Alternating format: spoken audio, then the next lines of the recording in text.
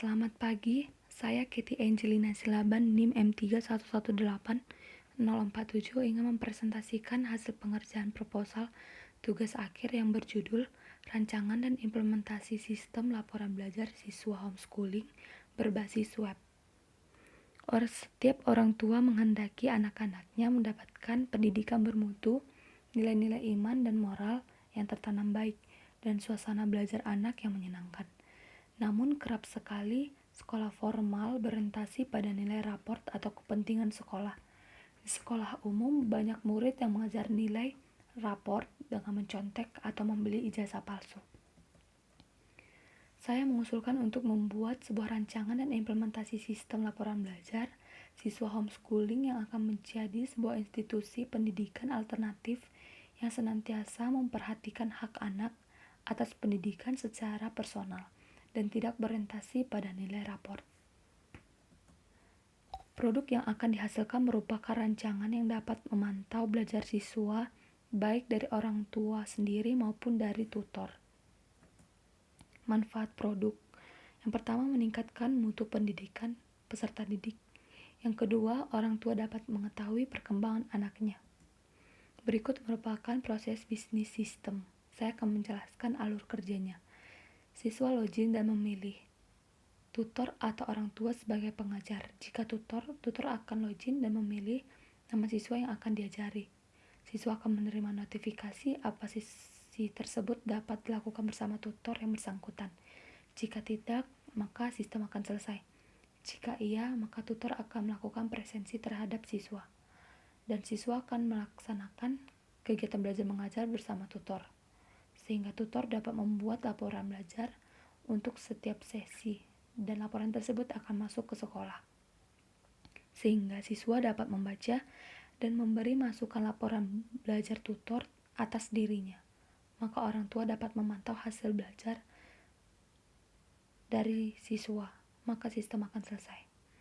Jika siswa memilih orang tua, maka orang tua akan login dan memilih mata pelajaran yang akan dibahas dengan siswa. Maka siswa menerima notifikasi apa benar orang tua melakukan kegiatan belajar dengan siswa.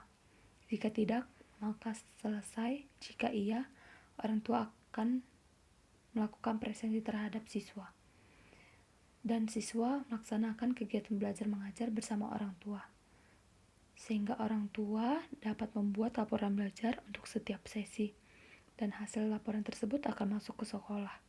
Sehingga siswa dapat membaca dan memberi masukan laporan belajar dari orang tua atas dirinya. Maka orang tua dapat membandingkan laporan belajar dari tutor dan dari dirinya. Maka sistem selesai. Berikut merupakan kebutuhan fungsional sistem. Yang pertama, sistem dapat melakukan login. Aktornya tutor, siswa, dan orang tua. Yang kedua, sistem dapat menampilkan pengajar, aktornya siswa. Yang ketiga, sistem dapat menampilkan presensi, aktornya tutor, siswa, dan orang tua. Yang keempat, sistem dapat melakukan laporan belajar, aktornya tutor, siswa, dan orang tua. Yang kelima, sistem dapat melakukan masukan, aktornya siswa. Yang keenam, sistem dapat menampilkan daftar mata pelajaran, aktornya tutor dan orang tua. Berikut merupakan tinjauan pustaka. Yang pertama dari Putri Ingrid, angkatan 2016, yang merupakan mahasiswa USU, yang judulnya adalah Sistem Informasi Jadwal Belajar dan Mengajar di Sekolah. Sistem Putri Ingrid bertujuan untuk mengatur jadwal belajar dan mengajar yang ada di sekolah. Sistem saya yang bertujuan untuk mengatur jadwal yang lebih fleksibel sesuai dengan kesepakatan antara pengajar dan sistem dan siswa. Yang kedua Rotua Sianturi 2018 yang berjudul Perancangan Sistem Informasi Proses Pemberian Materi Homeschooling.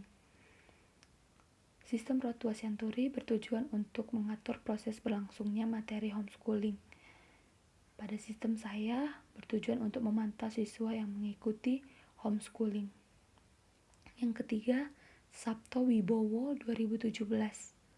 Judulnya Perancangan dan Implementasi Sistem Penilaian Siswa Homeschooling. Sistem Sabto Wibowo bertujuan untuk memberikan penilaian secara online dari pengajar. Sistem saya bertujuan untuk memberi laporan pembelajaran siswa baik dari pengajar maupun dari orang tua sendiri. Tool dan teori yang akan saya gunakan. Toolnya perangkat keras yaitu laptop. Perangkat lunak yaitu Microsoft Office Visio sebagai pembuatan diagram. Yang kedua, XMPP sebagai web server. Yang ketiga, MySQL sebagai database management. Yang keempat, PHP sebagai bahasa program sistem. Teori yang pertama, MySQL adalah sebuah implementasi dari sistem manajemen basis data relasional yang didistribusikan secara garis di bawah lisensi GPL atau General Public License. Yang kedua, sistem informasi. Sistem informasi mengandung 3 aktivitas dasar di dalamnya: aktivitas masukan atau input, pemrosesan atau processing, dan keluaran atau output.